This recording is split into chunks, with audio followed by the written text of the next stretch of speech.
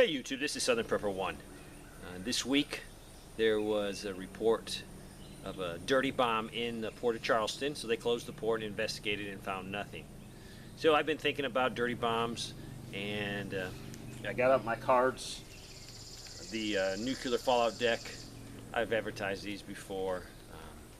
A lot of you bought them, so I recommend getting them back out and going through them. If you don't know the answer to every card in here, you technically could have a problem if we have some type of nuclear conflict.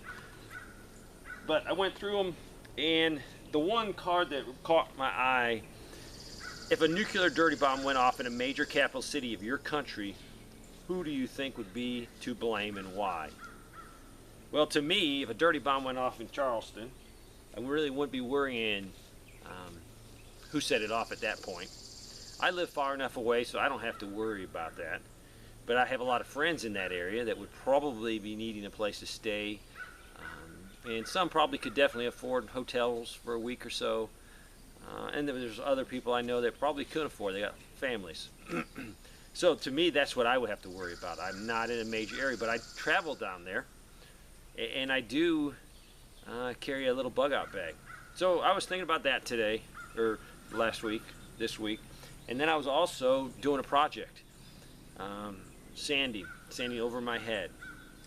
So I actually started yesterday evening sanding a little bit. I had everything prepped. So I said, let me get started, see how long it's going to take to do a certain section, and then today I'll see if it's going to take me all day, which it probably will.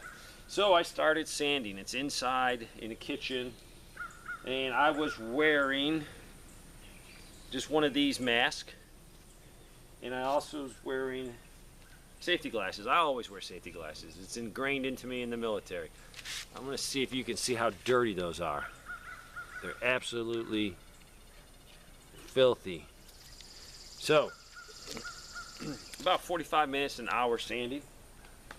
And I could tell this wasn't doing any good. It was better than nothing. I have some of these in my get home bags, and I also have some of the round 3M ones, and they're a little bit better, but still they're not good. So I got to thinking, hey, if I'm exposed to a dirty bomb, and what is a dirty bomb? Basically what they take is radioactive material. It could be radioactive waste, anything that's radioactive that you don't want to get close to or be around. And they put that in the vicinity of explosives.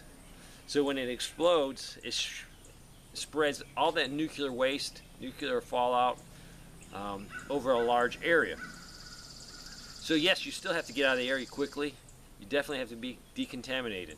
So I got to thinking, if I was in an environment like that, or if I was in an environment like 9/11, where people were breathing tons of dust from the buildings, and a lot of that stuff was probably asbestos, bad chemicals, you don't want to breathe it in. Having a 3M mask is great, and having safety glasses are great, but the safety glasses failed me. I could tell while I was dusting it, my eyes were definitely getting things in them. Particles were falling in my eye. You could feel a little bit of grit in the corner of my eyes, and I felt that all last night. Not bad. So when I start back, I don't want to use these safety glasses. I need something to protect my eyes. So I'm going to go with something maybe like this. I got a few different things I'm going to personally try, because I need to know what totally protects me. It won't 100%, but these are safety glasses that I got issued by the fire department. And they're excellent quality. You cannot beat these glasses, but they do let dust get into my eyeball. Now it's not a direct shot, and really these are to protect from things hitting your eyeball, causing damage that way, not dust particles. So I'm going to do some experimenting today. I'm going to try this mask, the RZ mask. I think this will work a lot better than the paper ones and the 3M ones. And worst case, if I can not protect my eyes, I'm going to go to an M40 mask. And I will use this. That will definitely protect my lungs, my eyes, everything. So, I got to thinking. The stuff I had in my bag protect me to get home, or my bug out bag, probably would not be the best thing for me. It's better than nothing, those 3M masks. So I'm gonna see what I need to stock. It might be I have to go with the RZ mask. They're a little bit more expensive, but if it does the job, that's what I need. Because right now I had a little chest cold before, And breathing that dust from last night has definitely made it worse. I can feel my sinuses a little clogged up. I don't want that. So worst case, I will be in my house sanding with this on. So hopefully you don't come in the door. You'll think I'm crazy. Crazy guy wearing a mask. But I urge you, a lot of you guys have bought the conflicted cards. Get those cards out. Don't buy them. If you don't know the answers to every question in here, you're going to panic in a worst case situation. It could be just a dirty bomb in your state. It could be a nuclear terrorist attack on a city near you. It could be a full-fledged nuclear attack. And don't tell me, oh, full World War III breaks out, I don't want to live. You might change your mind, and while you see your kid suffering, and you might say, you know what, I do want to live. Where are those cards? The cards are great because they give you all the questions, they give you all these things to think about. But you're going to have to go find the answer. So I'm going to need to start going through these. I got permission to go through them and share them, and I will do that because some of you won't go out and put the research in. You might buy the cards and you got the questions, but we got to come up with answers. It would sort of be nice in a little while if they would put out a little booklet. It's got to be precise, that tells you do's and don'ts. There's a lot of great books on the market, how to survive nuclear war. I've had them for years and years and years. But if you don't get into them, if you don't study them, it's going to cause you problems. My problem is my wife is a prepper. She's not a hardcore prepper like me. So she's not going to get into my nuclear or even my NBC books and study. So what I need for her is I need a concise little booklet. If this happens, boom, boom, boom, do A, B, C, and D. If this happens, do A, B, C, and D.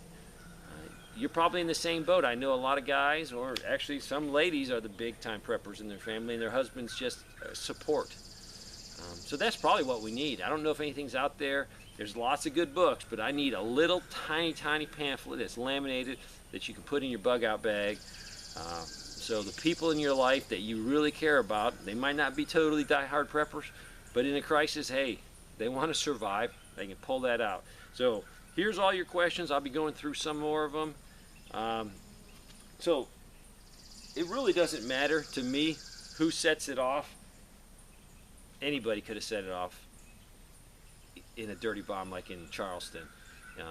But there was no dirty bomb there. I think the guy got arrested for some other reason. To me, I don't care. All I care is, am I ready?